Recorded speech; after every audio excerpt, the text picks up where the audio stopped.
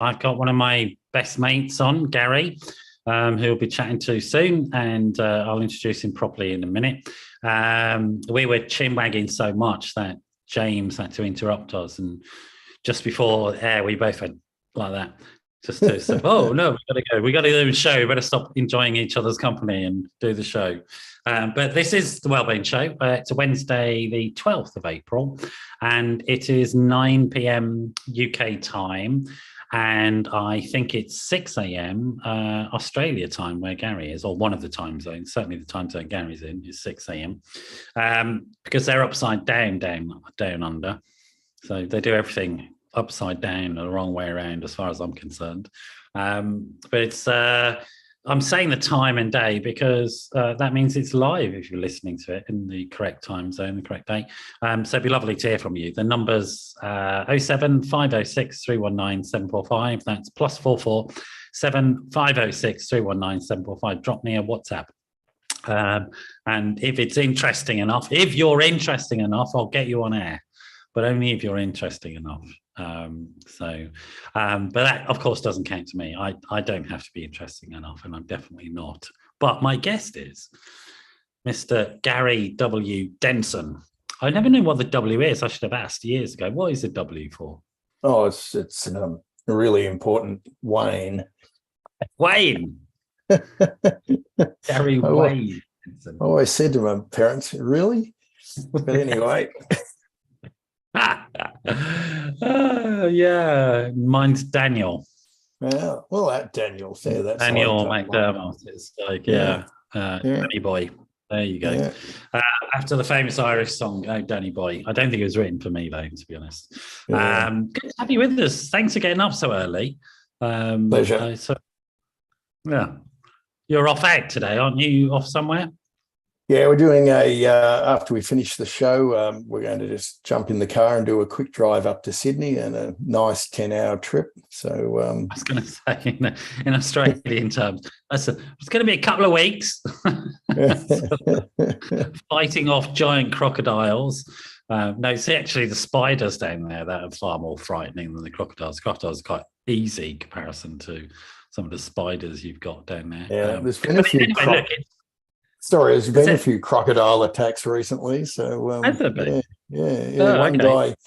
one guy was able to extricate himself by poking his thumbs into the crocodile's eyes. So he was one of the few that actually get away. So glad you told me that, because I'm going to the park tomorrow. And just in case there's a croc in the pond. I don't think there's too many saltwater ponds in London, are there? That's right. But I'm ready with my thumbs to poke its eyes out and sort it out.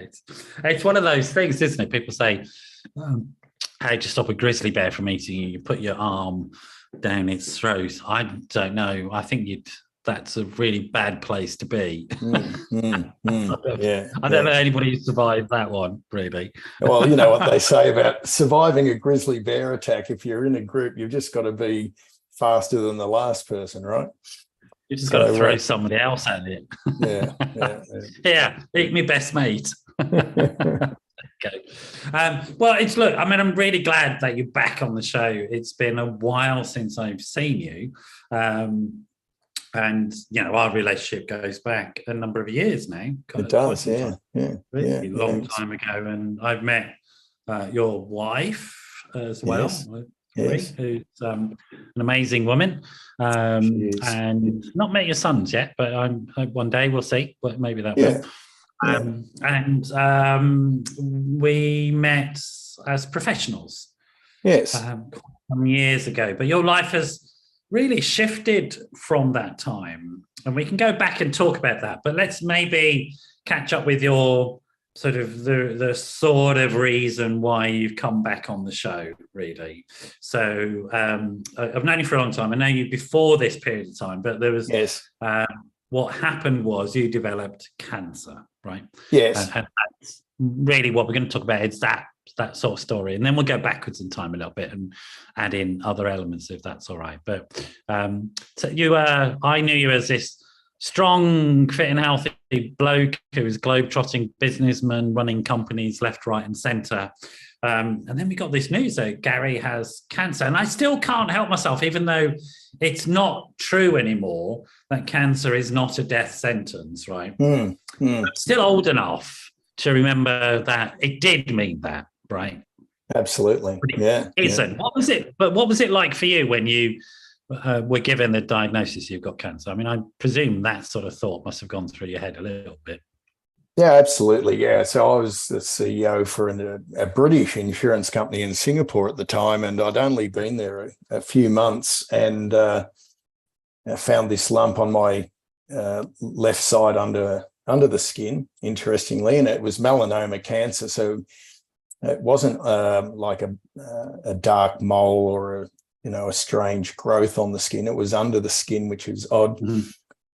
So I had that out, and it very soon the pathology confirmed that it was melanoma cancer. But what had happened, coincidentally, I'd end up becoming extremely ill about 2 weeks after that. Actually, I just accepted an award for the company on customer service, and I got off stage, and I was all of a sudden I couldn't walk. I was crippled, bent over, and turns out that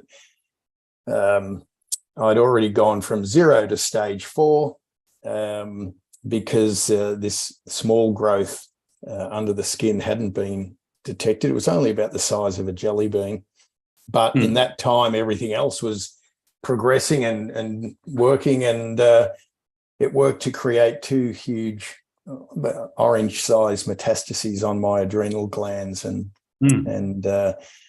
they subsequently then found out I had 7 or 8 other growths inside the body already. So that was a bit of a shock. But Kerry and I sat down and said, right, we'll have a go at this. So I end up resigning and returning back to Australia because it's renowned as being the place to try and fix skin cancer. Hello. Yeah. We wonder why. Yeah. And so clearly my childhood growing up in the country and playing sport, cricket, out fishing, water skiing, crayfishing, camping, and back in the 60s and 70s, there wasn't a really big focus on sun protection like there is today. No, that's right. Because I remember me and my brother got sunburned, like 3rd-degree burns, but that was what you did. You did chamomile lotion. You didn't have any sunblock or anything. Like the idea was you went and got burned. Eventually, you'd get over the burns and you'd be all right. These days, doctors would absolutely freak if a child came in and told them that's what the advice was. Yeah, exactly. Yeah. So primary school kids now must, if they go out into the play yard, they must have a big floppy hat, and be covered. So, which is, that's great. So yeah, it all started to spiral downhill. I was on immunotherapy trials, and they didn't really seem to be happening. So around about July 2020, they said, look, you best get your affairs in order. There's nothing more we can do for you. And so we dutifully did that, but we didn't give up. And I kept pressing on and actually ended up getting onto another immunotherapy trial through the Alfred Hospital. And then I had a severe bowel obstruction because I had a couple of growths in the bowel, and ended up in hospital. And that's where they said, look, you've got 90 days, we think. So you can either go home and sit on the balcony and chew on crushed ice, or we can try and do some surgery, but you may not wake up, or even if you do come out of the surgery, you still might only have 90 days because you're at high risk of infection and your immune system is struggling, and et cetera, et cetera. So that's really where I decided I'd like to try and raise some money for the Alfred Foundation, which is the charitable arm of the hospital. And so I thought, well, if I've got 90 days, I'll try and raise $90,000, As you do. So the interesting thing is I was looking at it and chatting to them, because we still do a few things every now and again together. And I think we're just on $400,000. So they're quite happy, and I'm quite happy to still be here to be able to do it. How many days has it been now? Past the 90? Yeah, so let me see. That was September through to December of 2020. So just over 2 years, yeah. So 2 and a bit years now. So yeah. I mean, I'm intrigued. What was it? Because like when you get a diagnosis like that, and literally you were told, we don't know if you're going to make it through this, sort your life out, bring your affairs in order, make sure you've written your will and all that sort of stuff. But, even for an individual just to come to terms with that and accept it and decide that they're going to go and eat the crushed ice is cool enough, right? That yes. Just, not to end up over the cliff edge and just carry on and sort of make sense of that. But you went further. You said, right, I've got 90 days. I'm going to raise some money. I'm not going to just sort of, which I know is typical of you as a person. That's your way. But I'm interested. I'm intrigued by this capacity that some people have to transform an experience and decide, not necessarily to fight back, but to just, this is not how I want to be defined. I want to be defined in another way, and I'm going to define me by some act. So I'm thinking about people like I know there's someone called Elizabeth who set up a charity called Drug Fam because one of her twin sons died because of his heroin use, probably suicide. But rather than just get back to her life and survive that, she decided to write a book about it, turn that into a play, turn it into a charity, helping others. She transformed that experience. And it seems to me similar types of people. Was that always you? Is that because you? Yeah. What is it about? Yeah. Why did you respond? Yeah, look, I was the small town I grew up in northern Victoria, farming, orchards and wheat farms and cattle farms and on the Murray River, which is the biggest river in Australia, and that's the food bowl of Australia essentially. And so growing up in that small town, for whatever reason, I developed this philosophy or this approach that I'd always try and put myself into a bigger pond, as I like to describe it. So a town of 2,500 people when I was growing up, it's probably about 6,000-7,000 now, but that's 60 years ago. So when I was there, it was a small town, but a big town relative to the rural region, if you like. And so my view was, all right, well, I'll try and step into a bigger pond. So out of my siblings, I was the 3 other siblings. I was the one that went to university because I wanted to have that experience and live in Melbourne and work there. With my sport, I went from playing in one major Aussie rules football league to a larger major Aussie rules football league, and did pretty well in both of those. Ended up in representative sides, that sort of thing. So it was always this urge to try and step into another pond, and that's what led to me with my career. And I ended up accepting a role to go and live and work in Jakarta back in '97. We only had the one child then, and so that was Jakarta for a year, then Singapore for 10 years, and then Bangkok for 5 years, and then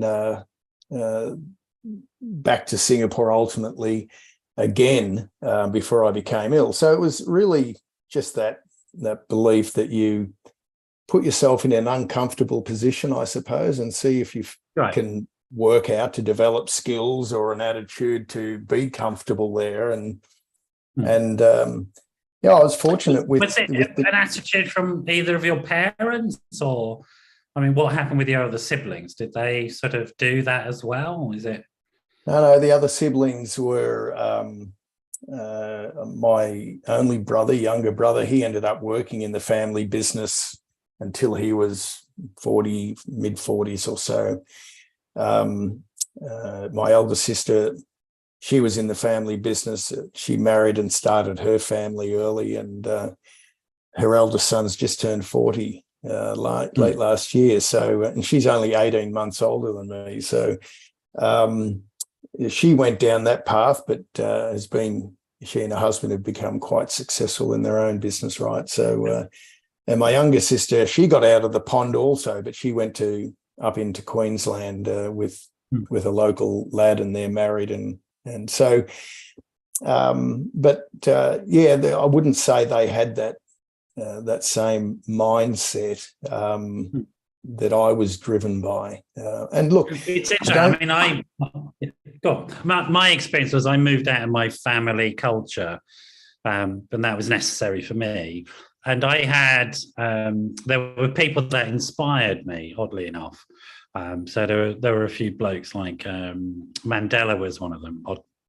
Somebody I really latched onto. That story I found intriguing and interesting, and Mahatma Gandhi was another one, oddly enough. Something about those two guys, they were inspirational to me because they'd had these serious struggles, and the obvious result of those types of struggles might have been to get into violence and aggression and fight, but the way they dealt with injustice was to try and put things right. And I found that quite inspirational, really, as a concept and a story, and that sort of resonated with me. Was there anything like, you were nodding about those people, you know those characters, obviously, but was there anything absolutely like that in your life, those sort of inspirations? And I had an uncle, my dad's older brother, and he was a big influence on me. He seemed to have a very positive outlook. He was heavily involved in community and always, whilst successful in his business, insurance, believe it or not, he always was giving back to the community in one way or another. So I think he had a big impact on me. But I think I really, if I boil it down, I think I was just always fascinated about other cultures and other lifestyles, and just wanted to see what it was like to be part of that. And so through my career, I was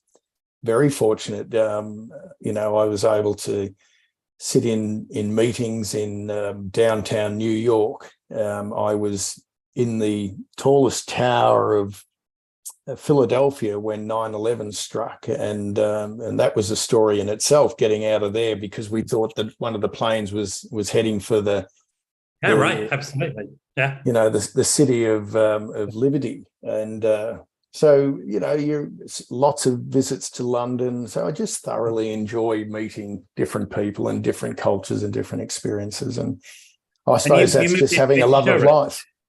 Yeah, you moved into insurance, didn't you? Which again, people have a characterization of insurance and sales, but you moved right up to the top of your field, didn't you? I mean, that was sort of, you went sky high, literally.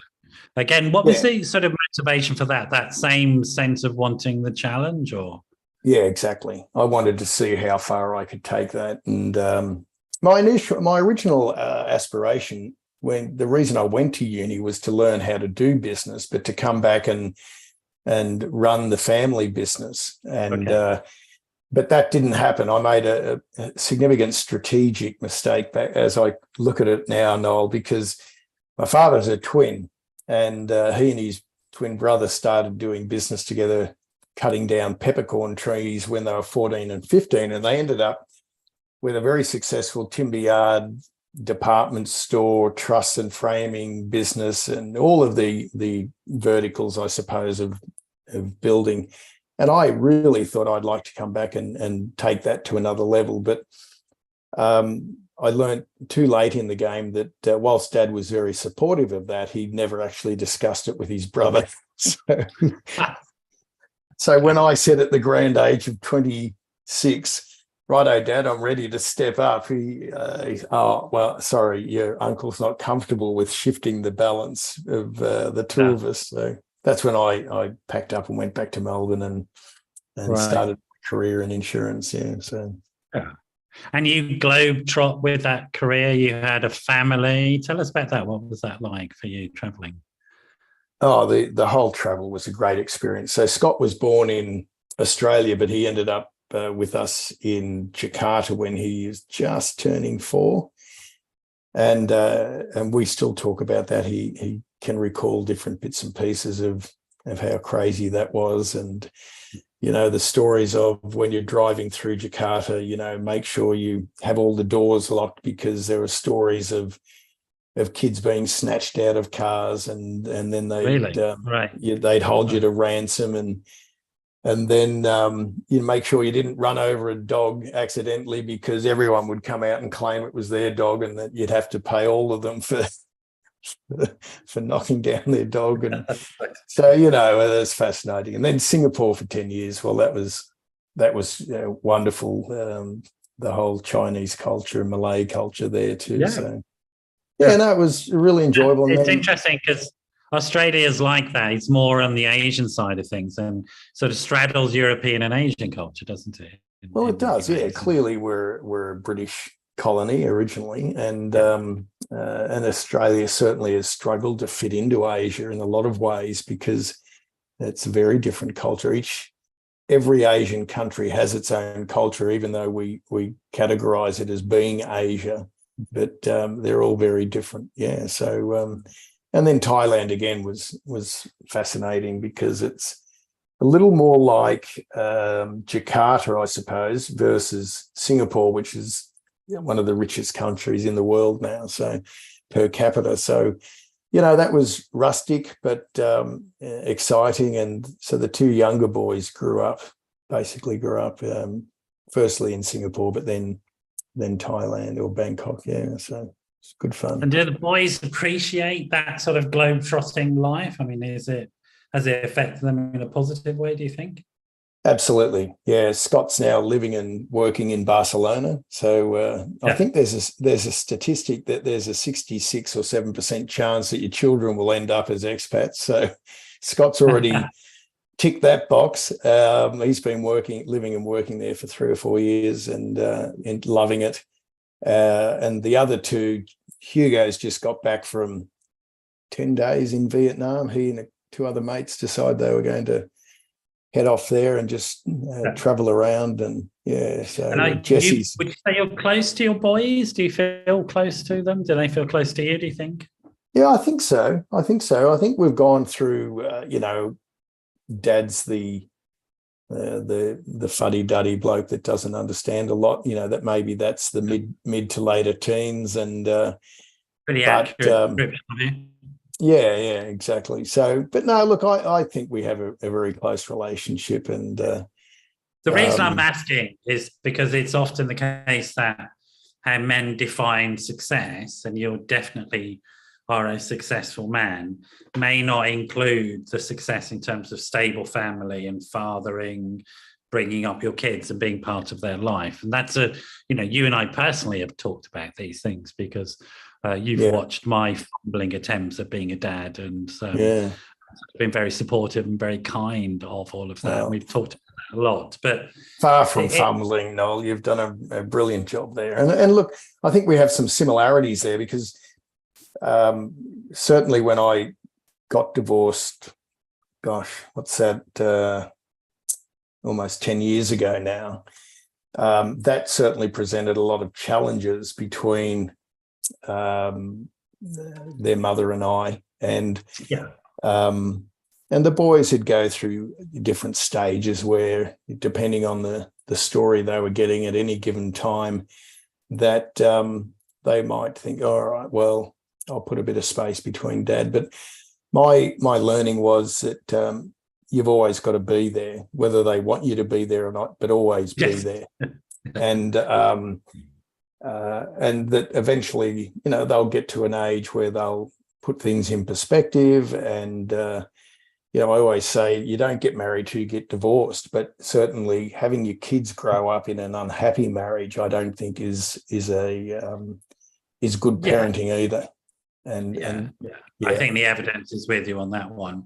Yeah. But again, we're of a similar generation. The idea of co-parenting is a relatively modern concept. It certainly wasn't around when I was growing up. And when my parents got divorced, it was very unpleasant. I mean, actually, for us kids, it was a relief because they weren't knocking lumps out of each other anymore. Yes. Like, I remember my dad saying to me, you kids adjusted to this divorce really well. He was like, I didn't say it, but in my head, it was like, no, it's a lot better this way, actually, mate. Yeah, it's definitely a lot better this way.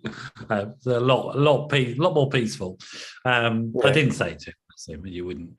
But that idea of, particularly for guys, and I'm going to come back to this subject because I'm going to ignore your sort of downplaying phlegmatic Australian bloke approach and prod a little bit more.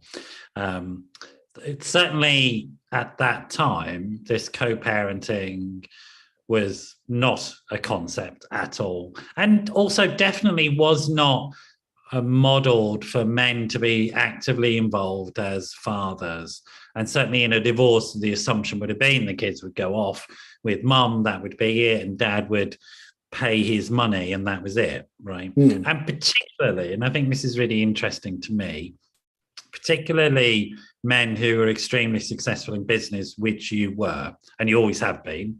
You're one of those sort of real high flyers in your field, whatever field that you've gone into, whether it be insurance or addiction work or currently fundraising for a hospital. You're very successful when you decide to do something.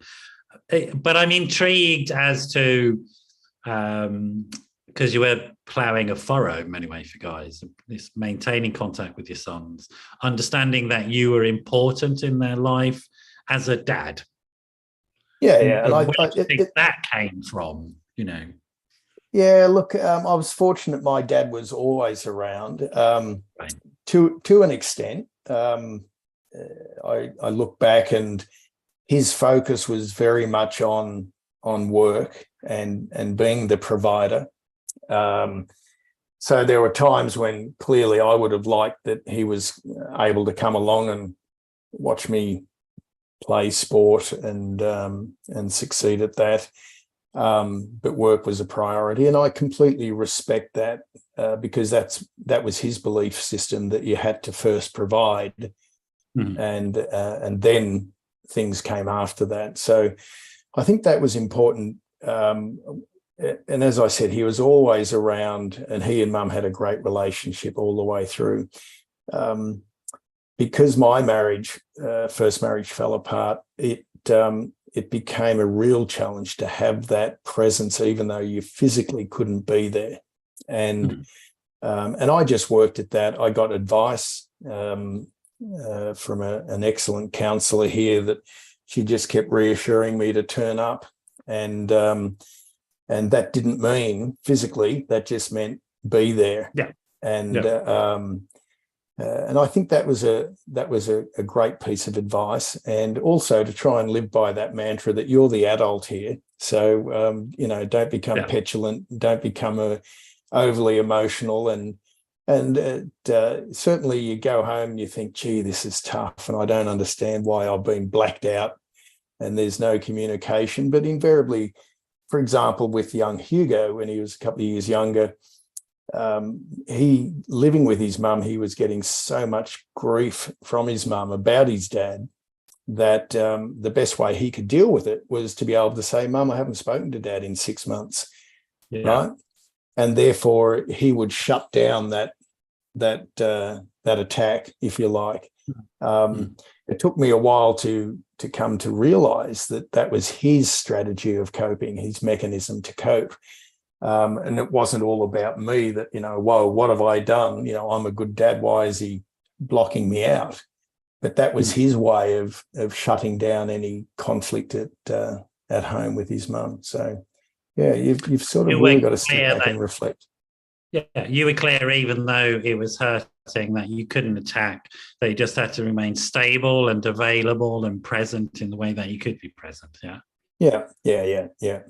exactly. It's interesting. I mean, there are some parallels in terms of, the way I've been involved in my son's life, and when his mum split up when we split up. I mean, she wasn't anti me, No. but it was difficult, and there's also a physical divide because he lives in a different country and Sure. and various things. So that stuff around how are you available and present when you're not physically there. Yes. I guess I think it's a theme that many men who've gone through splits can resonate with, because it's a really complicated one to do. It's a really complicated emotional sort of flip-flop to do. How am I available? How can I be present when I'm physically not there? I might be in a different country. I might, or there's no communication. So you sort of counselor, yeah. Yeah, absolutely. Yeah.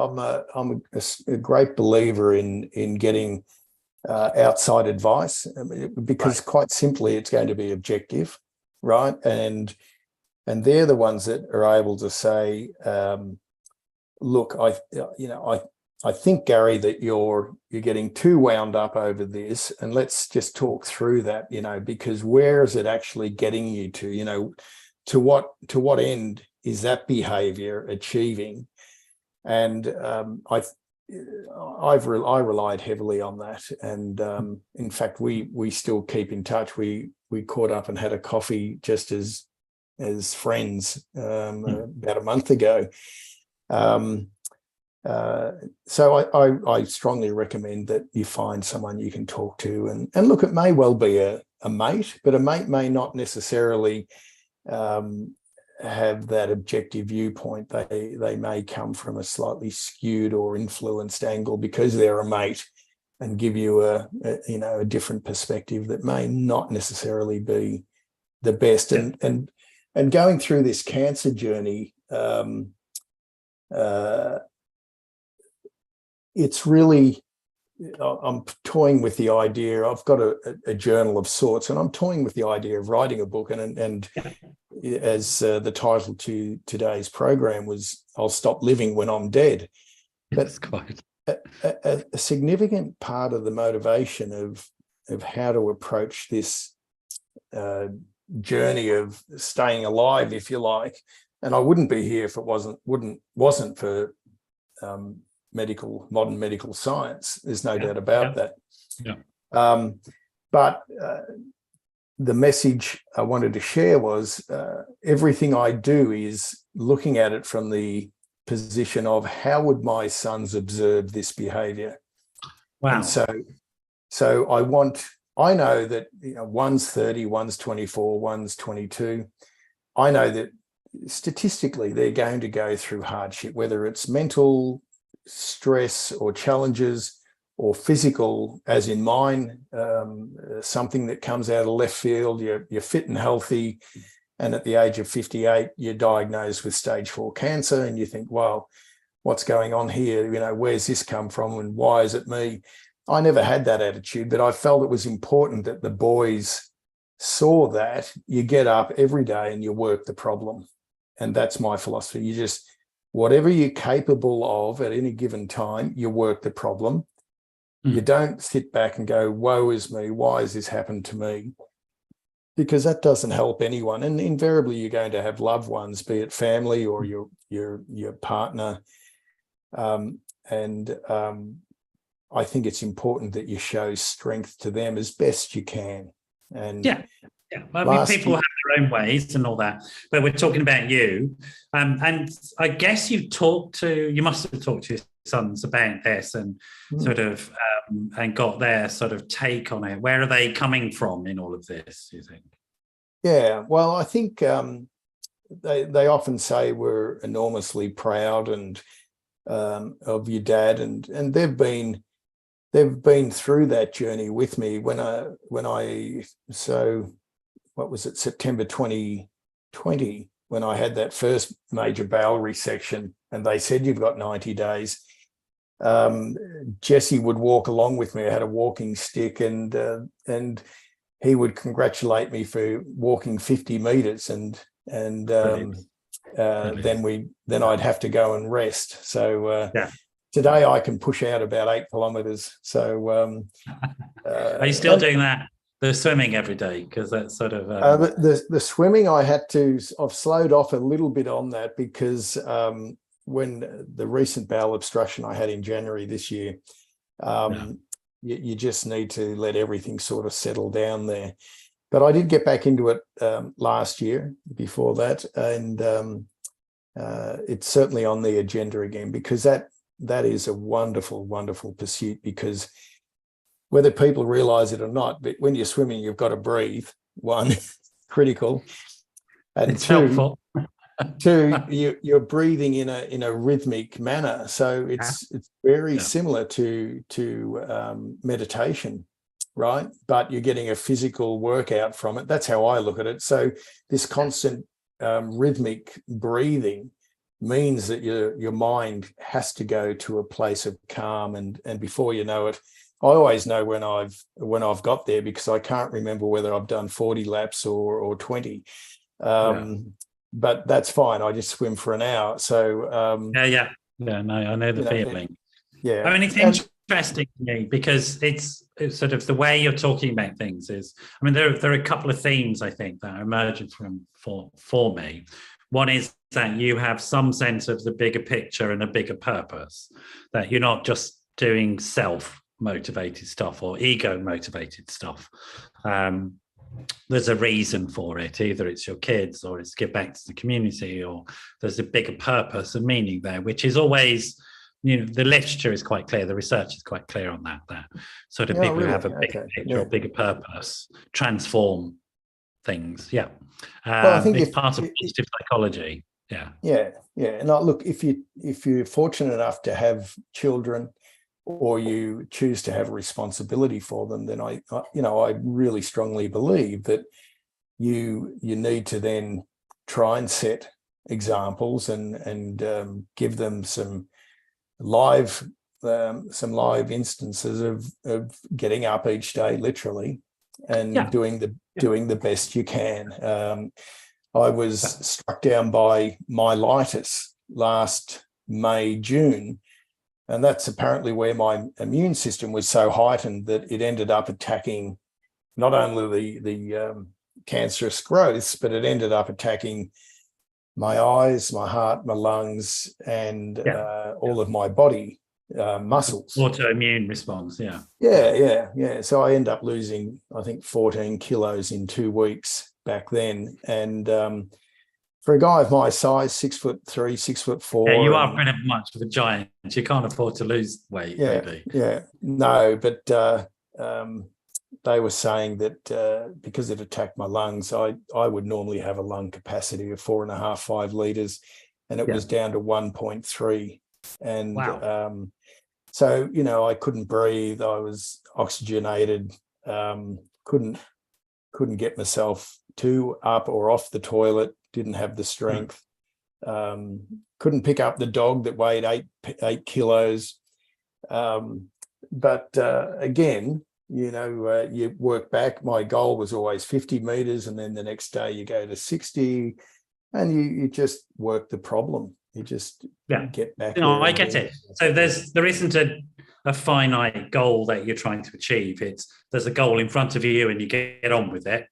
And then there's this, you want to model something for your kids. I mean, I think the biggest mind shift for me when my son came into my life was that my sense of perspective shifted radically. I had one of those, what they call Copernican shifts.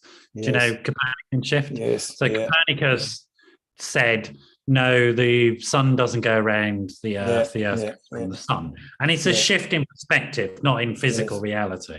No, but it's such an amazing shift in perspective that everything changes, right? And so, like, my son coming into my life was one of those Copernican shifts in terms of my understanding of my place in the universe changed instantaneously, and it became more about that there's something I have to give. Play it forward, they say. It was very much, and so my current health gig, as you know, is motivated by a desire to be an active father as opposed to anything else. I don't want to be that dad that says to his son, you go off and play with your mates, because I'm just don't have the path or the energy to do it. I want to be throwing him in the sea and jumping in after him and trying to save him. That's my job, right? Yeah. And I need to be active to do that. And it's that sort of thing. And he's very proud of that. And he sort of sees me. You can see that, really Noel. You can see it. Yeah. And it's transformed things. And I feel sad. And you must have met these guys, but I feel sad for those guys that only see their kids as a burden and a problem and don't really want to get into this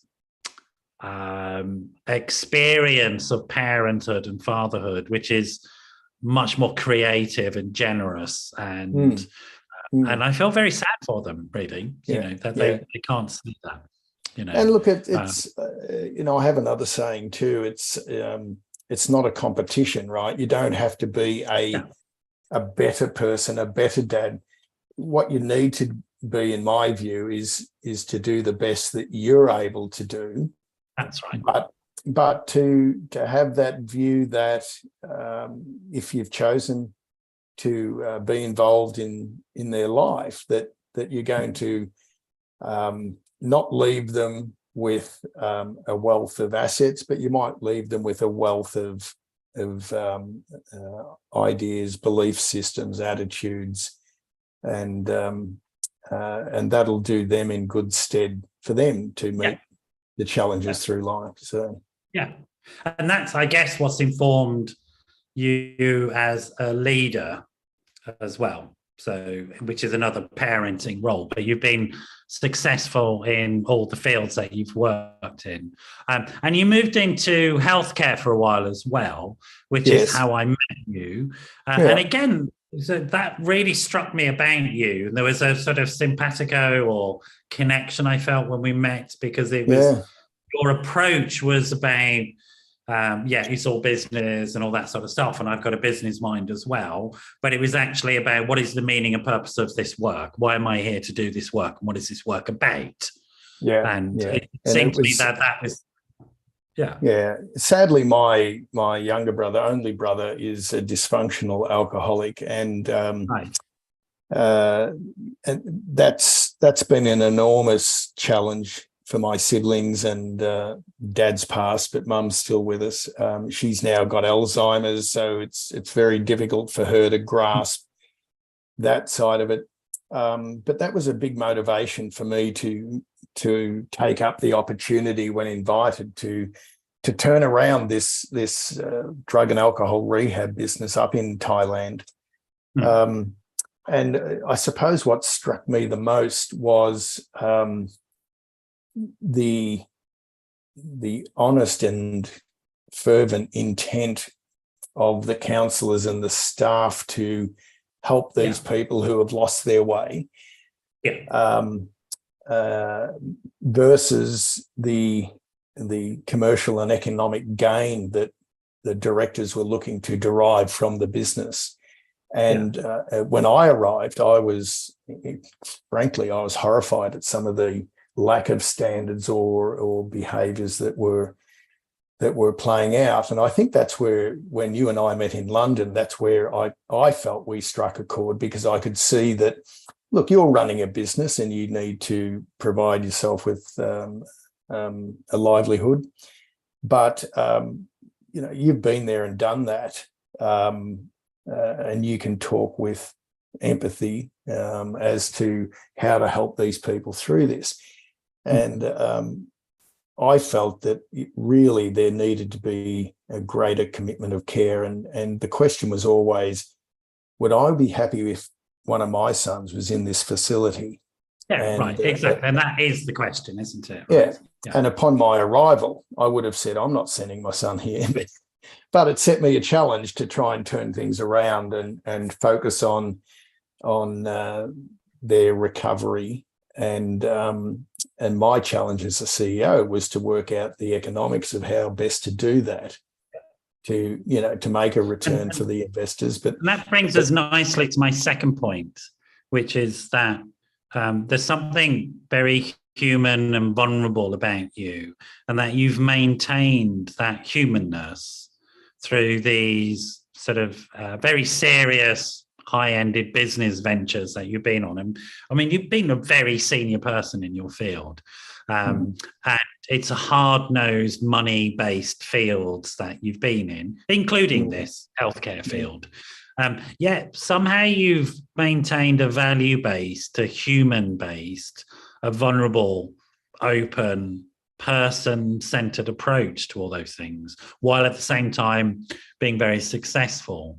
Do you know where that comes from? Do you have a sense of why that is? Because it's the same story about successful businessman who's also a successful father, as in you've got a relationship to your sons, which a lot of successful businessmen don't have a relationship to their kids at all, to be honest. Yeah. Look, I learned a lot from my dad, and I often say to my boys,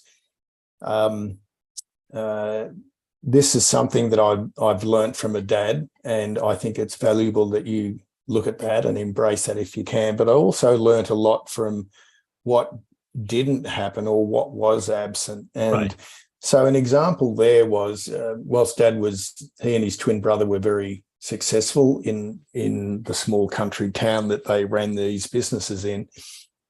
I grew up working in the business. I started working in it when I was 12 on the weekends and after school and all that sort of thing. But I observed that there was very little investment back into the people that worked for them, and in terms of training and development, etc. And that struck me because I didn't understand, because if you want to have a great business culture, if you want your customers to feel great about entering your store, then the first people they're going to bump into is your staff. And if your staff aren't feeling fulfilled, and it's not all about just making sure they're earning more pounds or dollars every week or every month. It's about them wanting to feel that they belong and that they're considered in the decision making. So I turned that around and I took that into my business. And when I was with this large American insurance company and I was the CEO for Thailand, the company did a global employee engagement survey, and I was proud that we came second, but we only came second by that much. And it was really because what we sat down and worked on was what is important to these people when they come to work every day. And in Thailand, the average wage is not significant, but it was all about the conditions that they worked within. They were crowded, they were lacking technology, we provided all of that. But then we created a lot of events to create camaraderie. And so I was really proud that they, when surveyed, they decided that they were really well looked after. And we spent a lot of time and money in developing their skills for those that wished to be. They had to be some commitment and involvement that they wanted to develop.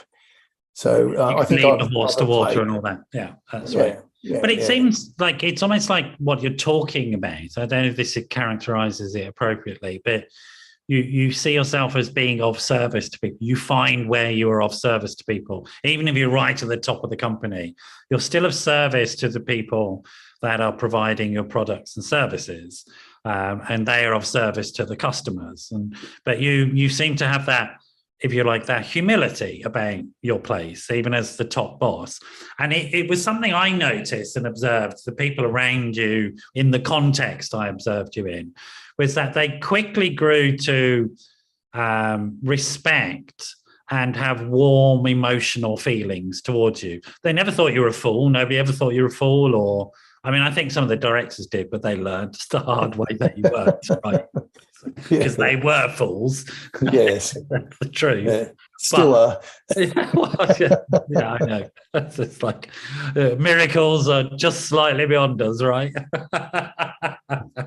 But you're hard-nosed, successful. You know how to run a business and you know how to make a buck.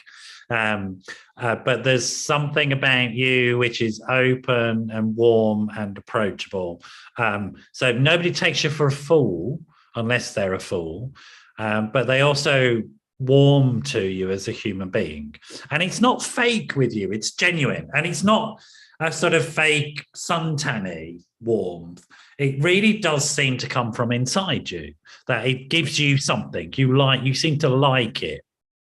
Yeah, look, it's I don't know, but that's just how it is. I recall years ago when I was working in Australia, I think it was in 1990,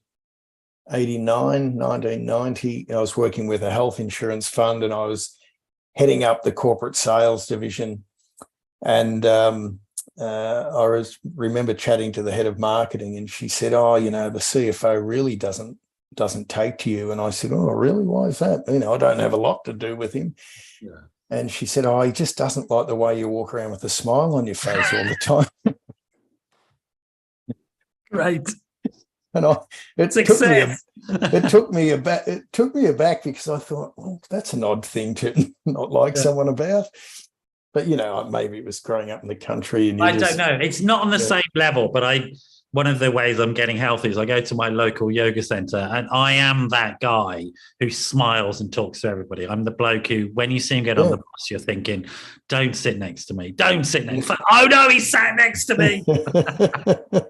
And it goes to all sorts of neurotic places of people liking and disliking, and I can see, I come into some of these classes and I can see some faces just go, "Oh shit, it's him," right? Yeah. And then other faces just go, "Yeah, great, hello, how you do?" In fact, all the Aussies that come love me, I have to say. We're so there's something about Australia, but it is that thing that it will trigger people if you're. The best piece of advice was ever given by a drama teacher at school, Mrs. Woods, that was her name. She said, "No, you don't have to be clever. You just have to be really straight and upfront with people. And then people will assume you're really clever." Yeah. And just be honest and upfront and authentic. Best piece of advice. You're on the show, not just because I miss you and it's great to have you back, but it's also because you're sort of wanting to highlight the work of fundraising and thinking about this book. So tell us what you're doing with the hospital right now and how people might be able to help it, if there's any links, what sort of services they're giving. Give us a bit more about this amazing hospital that I want to thank personally for saving my best mate's life. So, thank you very much for keeping Gary with us. So what are you on with them? What's going on? So sorry, I'm just bringing up the link so I can quote that. So just bear with me. There. James will put it out there as well, so people can just on the stream. Yeah. So the Alfred Hospital were the ones that conducted the surgery and said, "You've only got, if you don't have the surgery, go and suck on crushed ice, and if you do have the surgery, you may not wake up, and if you do wake up, you may not make 90 days.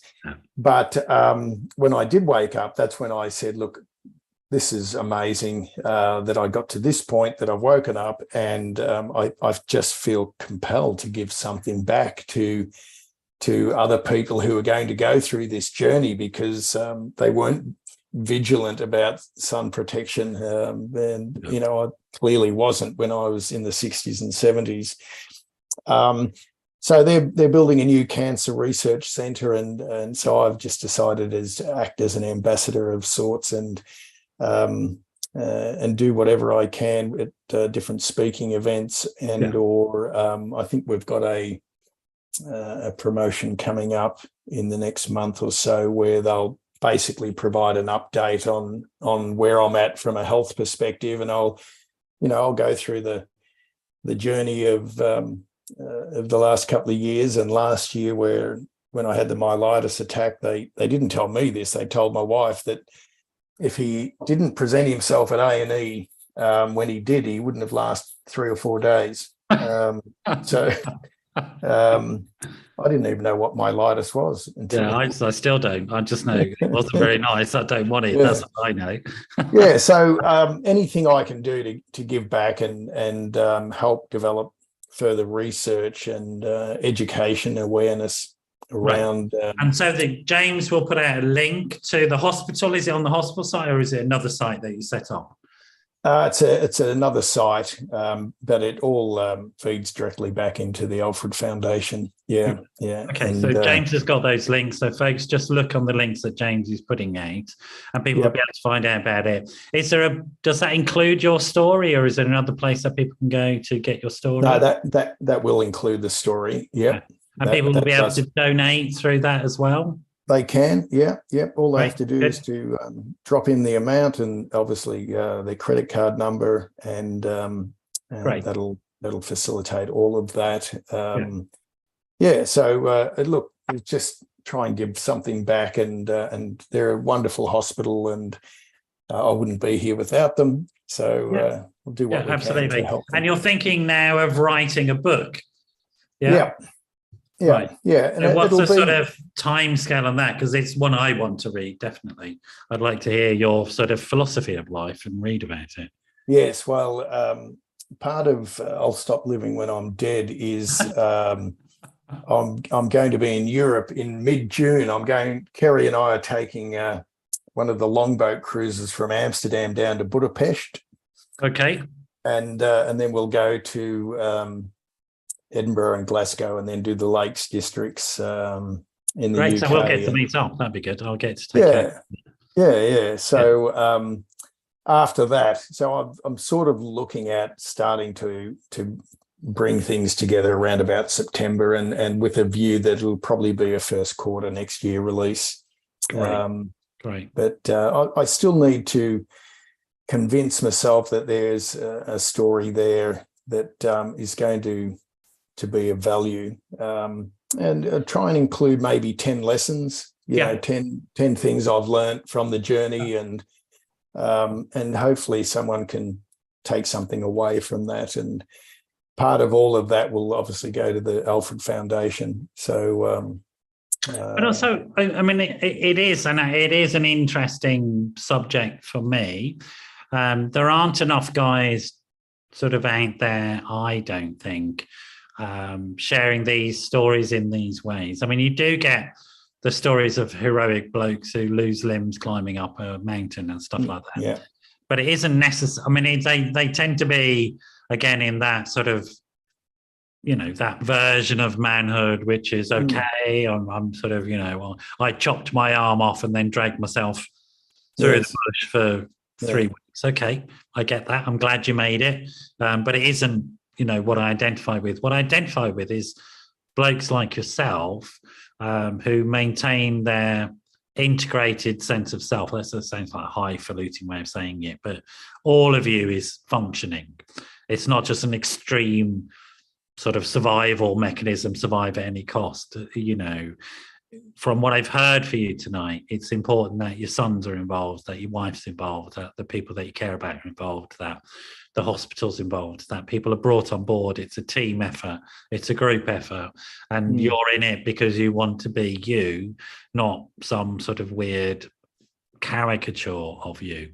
You know, it's you that needs to survive as a person, and engaging with the quality of life. It's great to hear that you're still planning for the future, because I guess the tendency would be to sort of go, I don't really have a future, but well, you know all the future. That's you know all the jokes.